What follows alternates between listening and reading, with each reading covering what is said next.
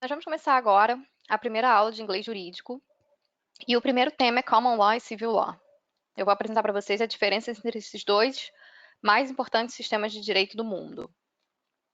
O primeiro que nós vamos falar é o do Civil Law. O Civil Law também é chamado de sistema continental romanista e o principal, sistema romano-germânico. Ele é assim denominado pela importância do direito romano na sua organização. É no direito romano que o direito começa a se organizar da forma como conhecemos hoje. Surgem as leis e surgem os juristas profissionais. No século XII, esse direito é resgatado pelas universidades de direito europeias. E nesse processo, a Alemanha se destacou como país de maior recepção dessa cultura jurídica romana, o que culminou com a publicação do Código Civil de 1900, que serviu de modelo para muitos países que também adotam o direito romano-germânico. Mas antes disso, com a publicação do Código de Napoleão de 1804, é que as ideias de regulamentar as atividades humanas através da legislação se disseminaram e consagraram o império da lei como principal fonte de direito. Hoje, o sistema romano-germânico é o mais disseminado do mundo. As principais características do sistema romano-germânico são a intensa legislação da atividade humana, pois nós legislamos casamento, propriedade, contratos, crimes, existência de Constituição escrita que está acima de todas as leis. As leis ordinárias não podem violar a Constituição.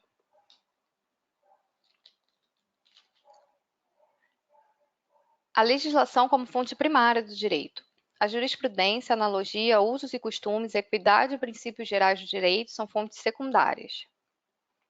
E temos o juiz como mero intérprete e aplicador da lei.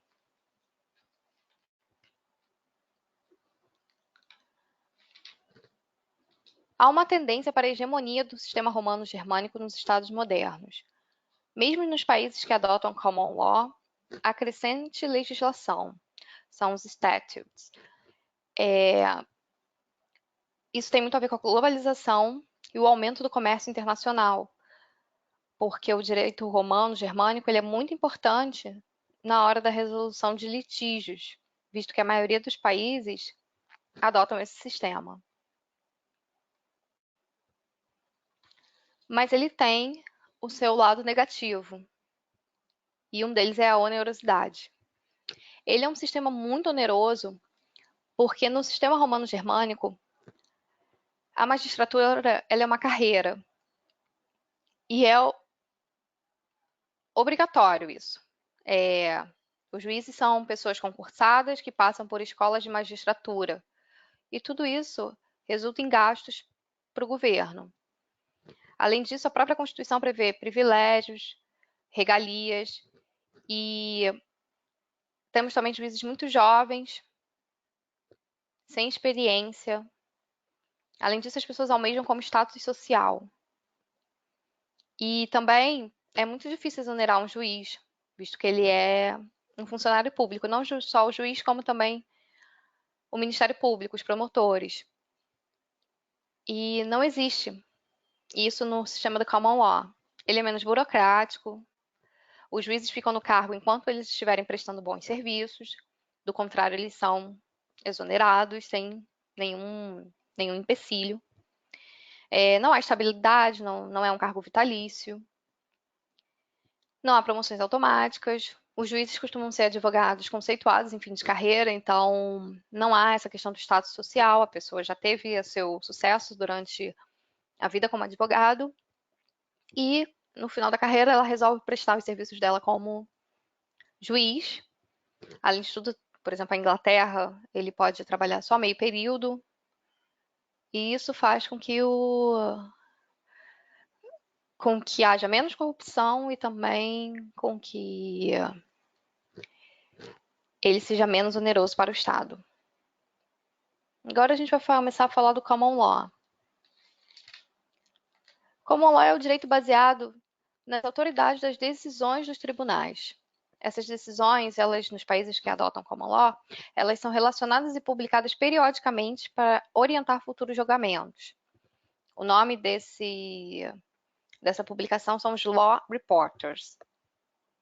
Nos países do Common Law, a principal fonte do direito se desenvolve a partir da doutrina do precedente.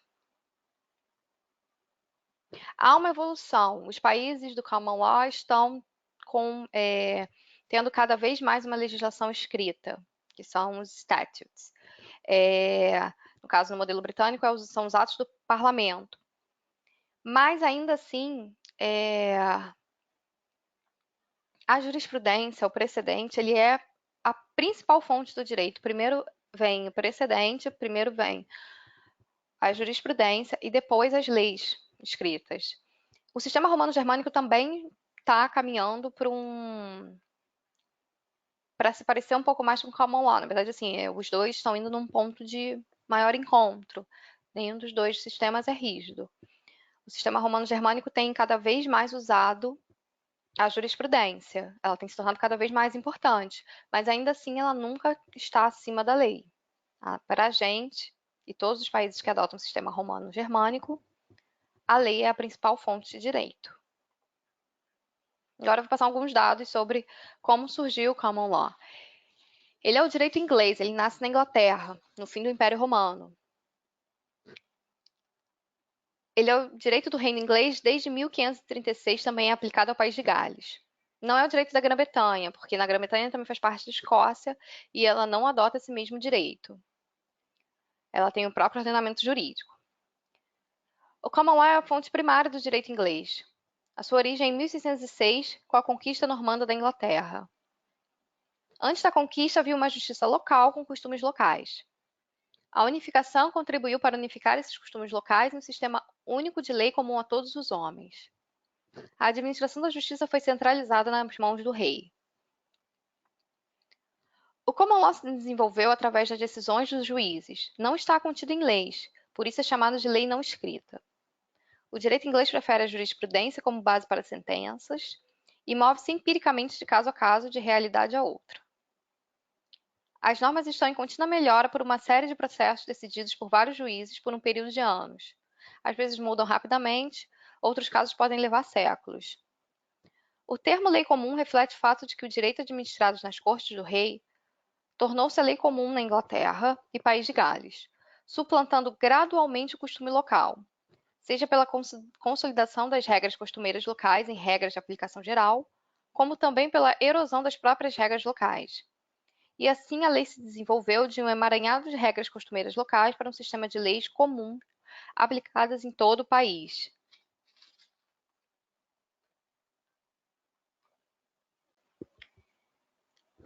No common law, o valor das decisões judiciais é prioritário e está acima das leis.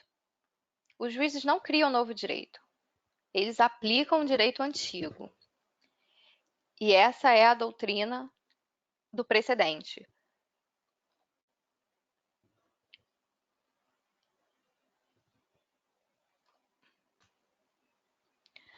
Precedente é a decisão judicial tomada à luz de um caso concreto, cujo núcleo pode servir como diretriz para o julgamento posterior dos casos análogos.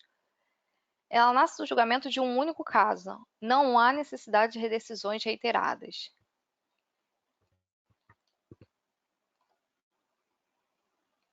É a chamada doutrina do stare decisis, que vem da expressão do latim stare decise e non quieta movere, ficar com o que foi decidido e não mover o que está em repouso. É a doutrina segundo a qual todos os tribunais de instâncias inferiores são obrigados a seguir as decisões dos tribunais de instância superior.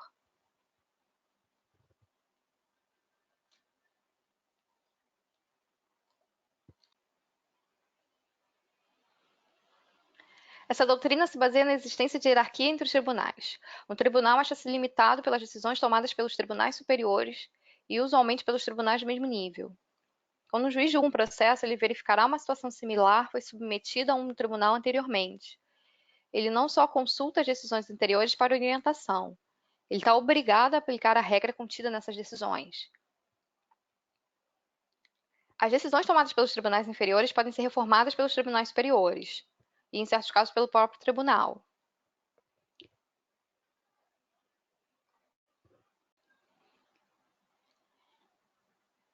Ela é importante devido ao princípio da segurança jurídica. Então, ela garante a certeza, precisão e flexibilidade. A certeza vem do fato que se o conflito tem as mesmas características de um conflito que já foi resolvido anteriormente, o juiz acha ser obrigado a adotar a mesma solução. A precisão vem do vasto rol de casos reportados contendo soluções para inúmeras situações fáticas. Nenhum código ou lei, por mais bem redigido que seja, poderá cobrir todos os aspectos fáticos das relações jurídicas. E a flexibilidade se dá pelas possibilidades das decisões serem reformadas pelos tribunais ou pelo parlamento. Mas, ao mesmo tempo, ele é rígida, porque até que uma decisão seja reformada, ela pode ser aplicada por décadas e às vezes ela é injusta. E é mais importante, na doutrina do precedente vinculante, é mais importante que o entendimento seja pacificado por causa dessa segurança jurídica que ele tem que causar, do que ele seja correto e justo. Então, às vezes ele não parece ser muito justo, mas deve ser seguido. Isso acontece o seguinte, na Inglaterra, esse sistema é mais rígido desde o século XIX. Os tribunais inferiores estão obrigados a seguir os tribunais superiores. Nos Estados Unidos, não é tão rígido. Primeiro que a Constituição é muito antiga e nos casos, como não há uma atividade legislativa para reformar essa Constituição de forma seguida, o Supreme Court ele tem costumado reformar as decisões sobre a Constituição anteriores, porque acaba que não vai estar mais adequado à época que a gente vive. Então é comum haver uma reforma sobre decisões anteriores. Além disso, os Estados Unidos adotam o sistema federativo. Os estados têm muita autonomia. Eles têm um direito próprio, inclusive um direito penal.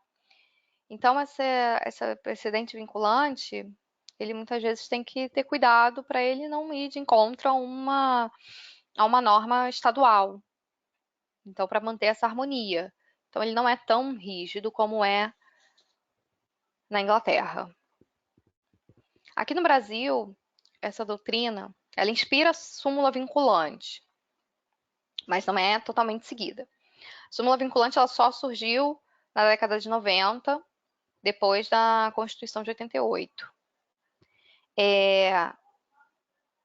Decisões reiteradas dos tribunais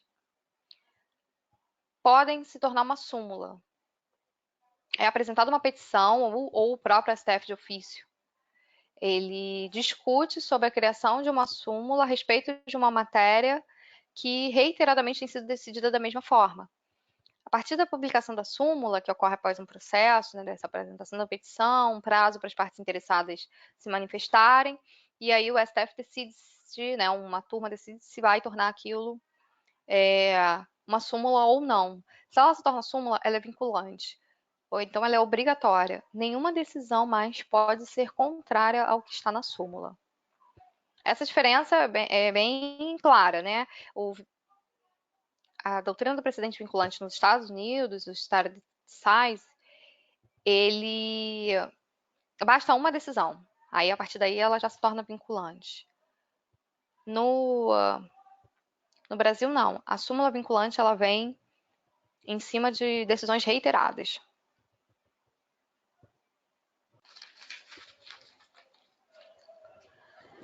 Vamos falar um pouco dos Estados Unidos, porque o common law lá é um pouco diferente de como ele é na Inglaterra.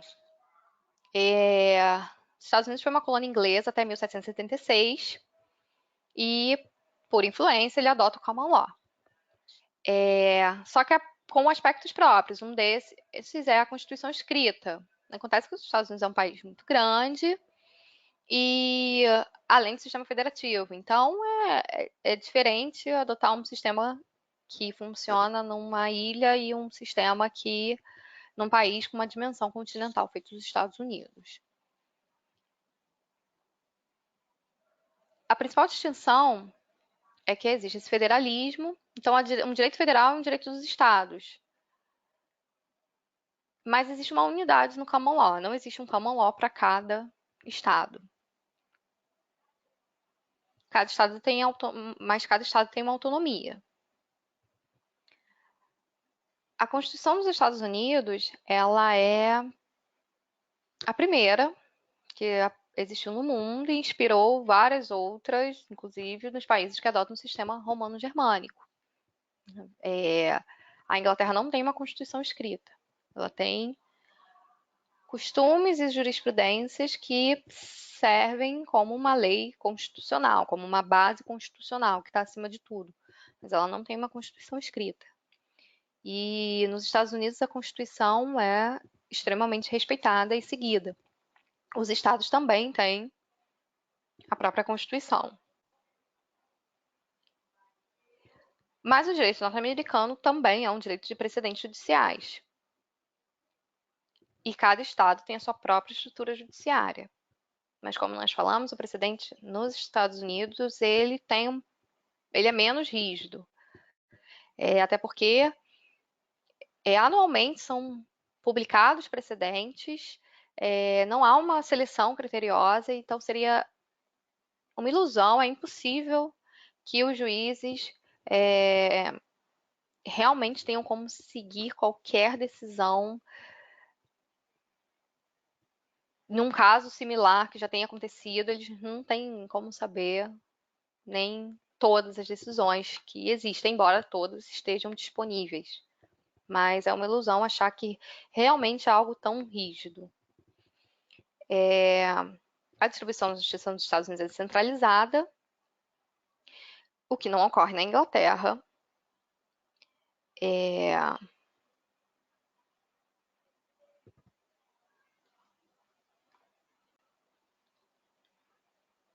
E há um grande número de códigos nos Estados Unidos. Há estados que possuem código civil. Mas a lei escrita ela só se considera efetivamente eficaz quando aplicada pelos tribunais. Ou seja, as decisões judiciais continuam sendo a fonte primária, a legislação secundária. Nos Estados Unidos, a gente tem o estado da Louisiana, que é um estado, dentro de um país que adota o common law, ele é um estado que tem uma forte tradição do civil law. Ele tem, inclusive, códigos. Ele segue muitos institutos próximos aos nossos e aos outros países do sistema romano-germânico. Um vocabulário diferente, terminologias mais próximas do nosso direito, bem diferentes do common law. Isso acontece porque o estado da Louisiana é de colonização francesa. Só em 1803 ele foi adquirido pelos Estados Unidos. E foi mantido esse direito romano-germânico. Mas há uma transição desde então. E o civil law passou a ser apenas uma influência. Né? Ele é uma fonte secundária, a legislação escrita existe, mas ela é a fonte secundária. Existe um instituto na Louisiana jurídico dedicado à integridade e reformulação do civil law da Louisiana. Ele recomenda alterações aos artigos do Código Civil e do Código de Processo Civil da Louisiana.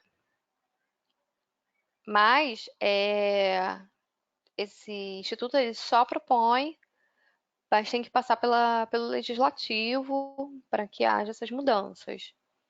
Mas o importante é saber que ela não é um sistema híbrido, porque é um estado com jurisdição de common law que tem traços de civil law. Então, ela se baseia também no precedente judicial. Os juízes se baseiam no precedente. A legislação ela é uma fonte secundária. Mas essa legislação ela existe, ela é seguida, e a terminologia jurídica da Louisiana é completamente diferente em muitos aspectos da terminologia usada no resto do país. A gente encerra aqui a nossa primeira aula. Na plataforma estão os textos complementares e quem tiver dúvida pode deixar mensagem no fórum ou entrar em contato por e-mail. Obrigada.